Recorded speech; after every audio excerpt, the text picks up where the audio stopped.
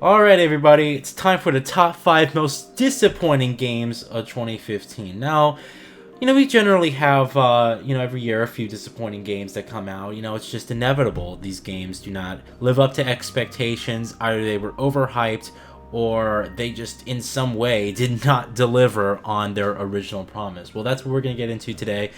Let's go on and talk about the top 5 disappointing games of 2015 and why these are my personal picks. Number 5, Star Wars Battlefront. So, a few may be a little bit surprised that this isn't higher up on my list, but to be fair, I'd never played the previous Battlefront games, so I really didn't know what to expect when going into Star Wars Battlefront. This game's lack of content is the biggest issue with the game. It's the fact that this game has, well, first of all, no single-player campaign in the year 2015, especially for a Star Wars game like this, when there is huge potential for it to have a really engrossing single-player campaign. And let me just go over just a quick idea for you guys.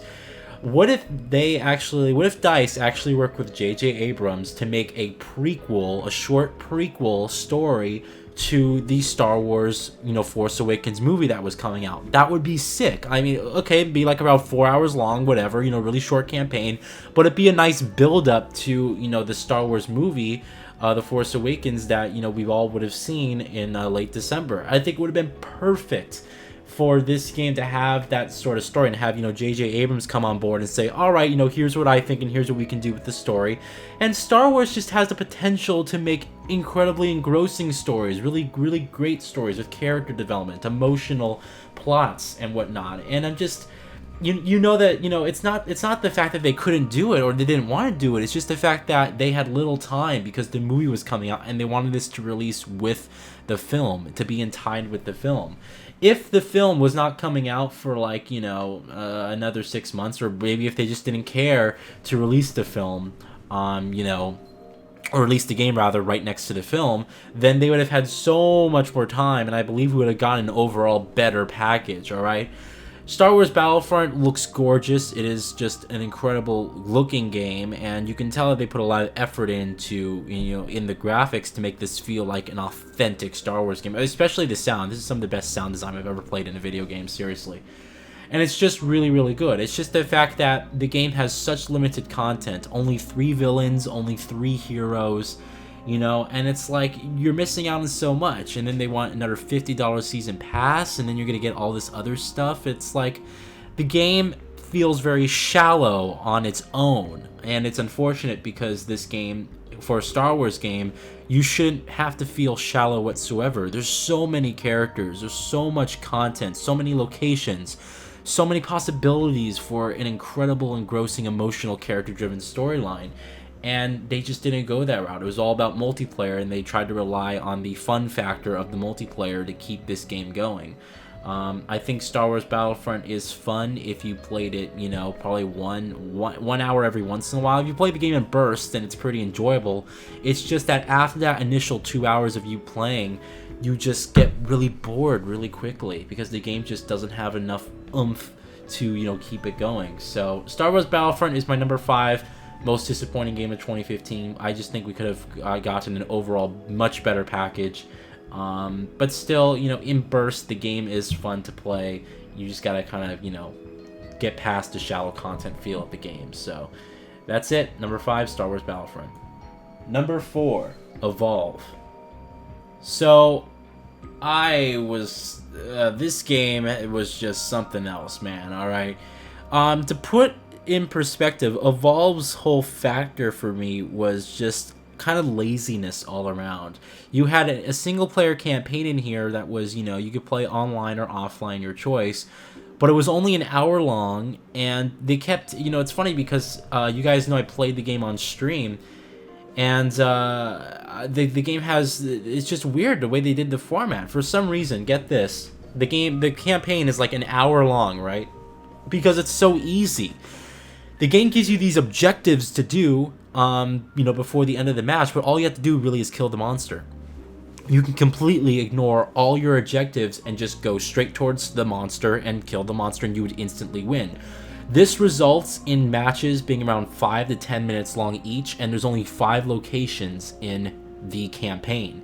They kept saying like, okay, all these different dynamic choices in combat and the way the matches can play out can make for about 87,000 different combinations and all this crap. They kept saying that, right? But it's funny to me because the game feels like it's the same experience every single time. You can choose your monsters, you can choose your campaign squad, you know, your companions, but it doesn't add anything to the game. And the game, when you go into multiplayer, you're just running, trying to chase after a monster, and you end up walking and running more so than playing the game.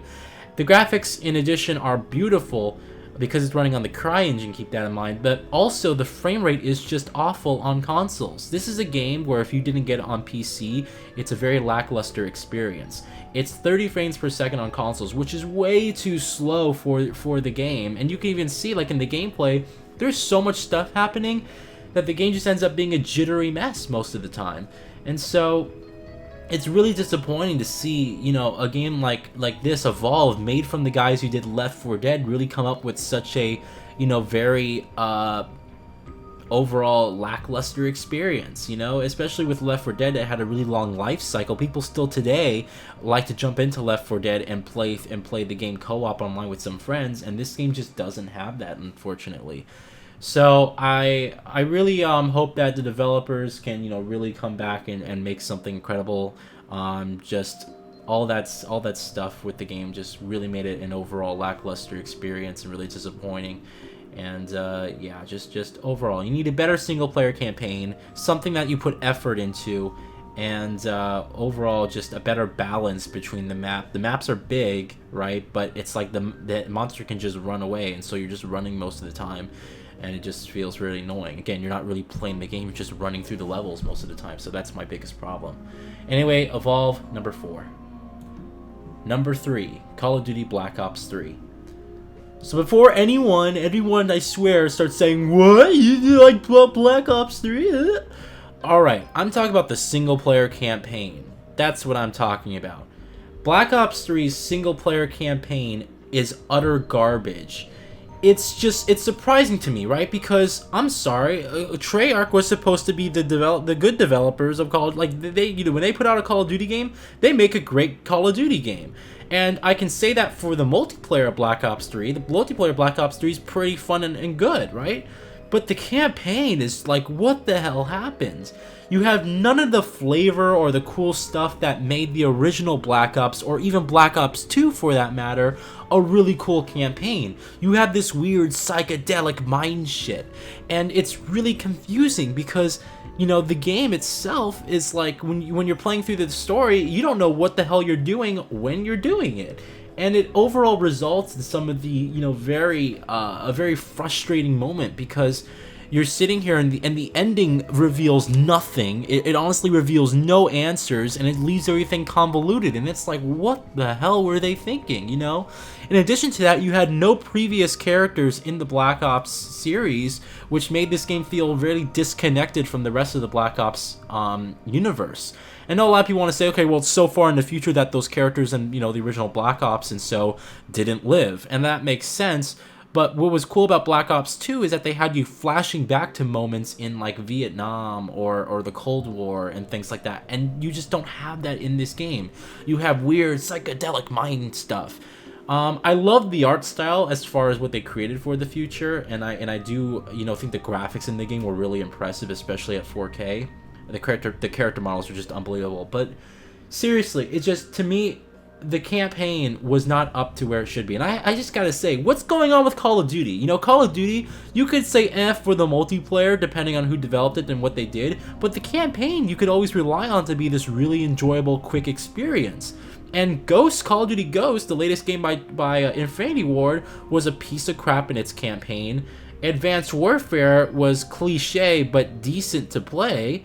And then we have Black Ops 3 here, which is just utterly confusing. Like, what's going on with the Call of Duty storylines? They used to be really good, really well written, really enjoyable, action-packed moments, and so far, just from the rate that we're going at, we're just getting no substance. We're just getting all fluff and explosions, zero substance. And so I think they really need to work on creating a storyline here that's, you know, going back to its roots. Great characters, great levels, you know, just creating something that's just awesome. Get it back to like the Call of Duty 4, Modern Warfare 2, and even the original Black Ops days, where the stories were really, really interesting. And to be honest, I think I'm done with the whole futuristic thing now with Call of Duty. I'm tired of the superpowers. You know, every single Call of Duty comes out is so futuristic, and you have all these superpowers, and it's like, I want to go back to World War II. I want to go back to World War II now. I want to go back to like the original World War. I want to go back to these sequences and have it be just soldiers in battle versus superheroes and humans, and you could do all this crazy stuff, and there's all these abilities and crap. I don't want to do that. You know, I understand that it's hard when you build up your franchise to the point where that's where it's at with the story, and that's what people are used to. But come on, let us go back to the old times. It can be like a completely new experience because it's been so long, and create a Call of Duty game that's about soldiers in war, not, you know, technology and all this crap and prosthetic limbs and, you know, crazy mindfuck sequences. You know, it just doesn't fit the series, in my opinion. So Black Ops 3's campaign was just another mess, in my opinion. You had some cool levels in there, but to be honest, it made no sense the whole way through. It really didn't. So that's my feelings on it. Number 2, Halo 5 Guardians. Oh god. People know I'm like one of the bigger critics of the Halo franchise. You know, I personally think Halo should have died when Halo Reach came out. There was no reason to make another one. But people always say, okay, what does Microsoft have if they don't have Halo? And then I kind of understand, you know, why they chose to, you know, keep Halo on. My issue with this game is just an utterly repetitive and boring campaign. That's one, all right? There's actually 2 issues, but that's one of my major issues, all right? This game is just a straight up shooting gallery with like zero substance, and that's it. All you're doing is you're fighting enemies, you're just shooting people, and that's all you do. And a lot of people say, oh, it's a first person shooter, what do you expect? Yeah, but there are first person shooters who can, you know, kind of get you involved in the world and can make things really intense and satisfying, and this game just doesn't have any of that. They try to throw all these enemies at you at once, which result in bullshit difficulty, not strategic difficulty, because you're basically being overwhelmed by enemies, not being like, okay, I'm in an intense gunfight here, I have to go over here and take these guys out before I take these guys out. You know, it's like, it's not like that. This game's campaign was just boring to play through, quite honestly. In addition to that, it was very short. I don't understand. It was only about 5 or 6 hours long, and the previous Halo games were longer. I think on record, this is the shortest Halo campaign ever, I do want to say. I'm not exactly sure about that. But overall, just to me, it just felt like a boring, repetitive mess. And you know, by the halfway point, I didn't understand, and I didn't really, you know, care that much about what I was fighting for. It was just shooting people and shooting people and shooting people. I like how they upgraded the cutscenes. I think the cutscenes in the game are some of the most enjoyable cutscenes to watch, just because of their realism factor, and they're just really, really, really good. But overall, I think they could have done a better job with the campaign. My problem is not that they tried to add a new character, Commander Locke, although I do think he was underutilized and not as well developed. But that's just my opinion. One thing I do also want to say, my second biggest issue is the multiplayer with this game. This game's multiplayer is lacking in almost every single way. It's fun to play through in certain points, but they just took out so much. I mean, they decided to launch this game with no Forge mode. In addition to that, where's all the modes like Infected? Like, where's all those fun modes? You don't have those in the game for some reason, and that's like even more frustrating. They have a lot. Here's the thing that really gets me. They have a lot of maps in the game. If you actually take a look at the map roster, they have a ton of maps. I'm not talking about now, but before DLC and all that stuff, they had tons of maps, right? But you would never know because about only 5 of them show up in the map rotation, and that results in a very, you know, boring, lackluster multiplayer because you're playing on the same maps almost every single time. For some reason, their map rotation system did not properly rotate new maps into the game mode. And so it just resulted in an overall just boring experience for me. You know, I really do want to say in one time that Halo is amazing, but I can't really say that Halo is amazing because it's not really amazing anymore. Halo is just existing. And I know a lot of people who are big fans of this franchise are going to come at me. And to be honest, if you're under the age of, like, 18, or even, even if you're under the age of 20, I want to say, you probably, are new. You probably played Halo when Halo 3, like that was like your first experience, or maybe even the new Halo, like Halo 4 was like your new experience. Halo Reach, if it's like you never played any of the classic Halo games. And there was a point in time where Halo as a franchise was one of the best, if not the top. It was up there. And Bungie left the series on a decent high note, and unfortunately, 343, in my opinion, has not been able to live up to those expectations. I believe Halo 4 had a better multiplayer, in my opinion. I loved Halo 4's multiplayer, I really did. Halo 5's multiplayer is like, what? Like, what are you doing? That's kind of it.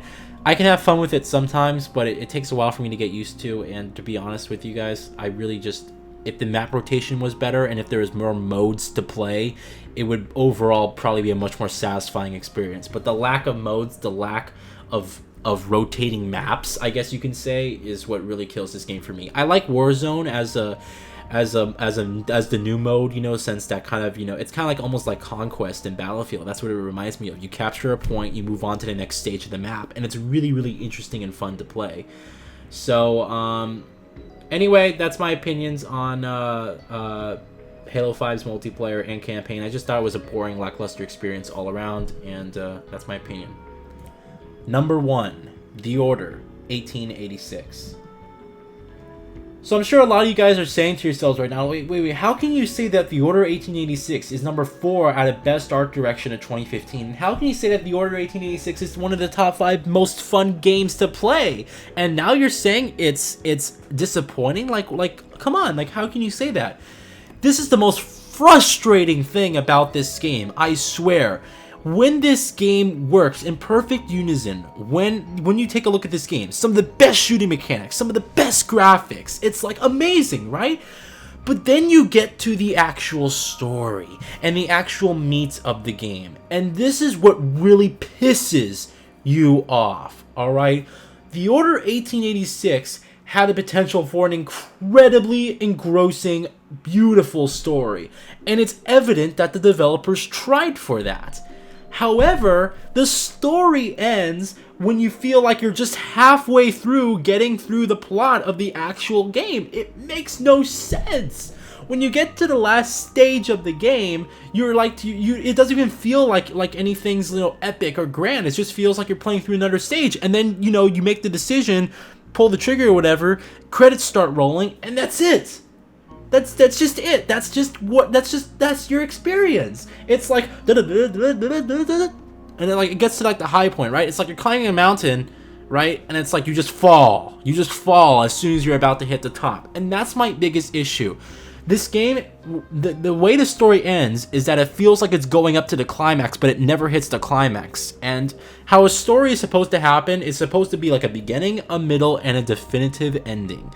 And I know they planned for this obviously to be an ongoing franchise, but even if you couldn't give us a definitive ending, you could have at least given us an ending with some more, just plot exposition.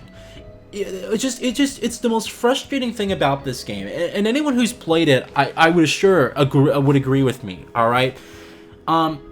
This game just, I do love this game. I do want to say it. I love The Order 1886. I think it's a really fun game, but I love it and I also hate it at the same time, because it's just the potential for what The Order 1886 could have been has just been all lost, and it's like, if I had my hands on this game, I would seriously, the sequel would be so incredible. You'd have a campaign in the sequel that'd be about 3 times as long. You'd have multiplayer. You'd have a separate cooperative campaign, cooperative missions and stuff. It's like all this stuff that you could have done, and I understand, and during game development, all right, you have a budget, you have a certain time. I understand that. all right? But I still feel, and when you even listen to the developer diaries for this game, you can hear the passion in the developers, and they're like, listen, we wanted to create something really unique, really incredible. We wanted to create a story here that was emotional and character driven. I'm sitting here with drooling from the mouth. I'm like, this is gonna be a good game, yes, this is gonna be really good, right? And I got the collector's edition and everything. I was super excited, and then I did not want to be one of those people who, you know, who got frustrated with the game. I was not one of those people who said, oh, 6 hours long, this game's gonna be a piece of crap, cancel my pre-order. I was not one of those people. I don't care how long your story is, I just care that it's a good story. If it's a good story and it's 6 hours long, then it's a 6 hour long, really good story, and I'm completely fine with that.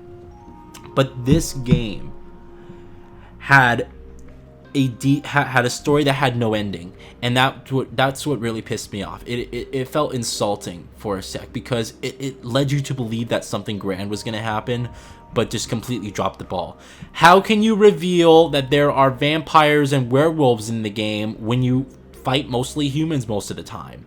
It's like they had this big reveal for, oh, vampires are in the game, right? And then it's like, you don't fight the vampire at all. You don't fight one. And it really annoys you, because it's like a cock tease, basically.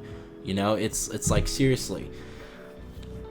I'm super excited for a sequel of The Order, because I know the developers are gonna sit there and say, all right, well, here's what we fucked up on, and here's what we're gonna exceed now. I'm super excited for a sequel. In fact, I would love to work on a sequel for this game. That's how much I really appreciate and admire this game. It's just the fact that this game's most frustrating moment is that it completely drops the ball on everything it could have been. And that's why it's my most disappointing game of the year. It's not because I had this insane hype, it's not because it doesn't have multiplayer, it's just because the potential of what an amazing game, the potential for what a game that, you know, has this subject matter could include was nowhere to be included. It was just you shooting people, you walking around an environment, you doing some quick time events, and that was it. Lackluster, you know, not much substance, but God, it was incredibly fun to play, and God, did it look to be beautiful. But that story at the end just insulted the hell out of me, and still to this day, like, I look at that game and I feel bad. I feel bad when I look at the game, because I'm just like, gosh, you know, The Order could have just been, it just could have been incredible, right? It just could have been incredible. It honestly could have been Game of the Year material. It really could have. It could have been Sony's new Uncharted series for this console generation. And I really hope to God that in the sequel that they really do improve upon that. And I still do hope that it can become that Uncharted franchise for this generation of gaming. I really do hope so. So those are my feelings on The Order 1886. Alright, everybody, those were my top 5 most disappointing games of 2015. Let me know what you guys thought in the comments. Let me know what you guys agree or disagree and things like that. Let me know what your most disappointing game of 2015 was. Alright, next up we have the last category, people, top 5 best narratives. My favorite category for storytelling. Let's do this.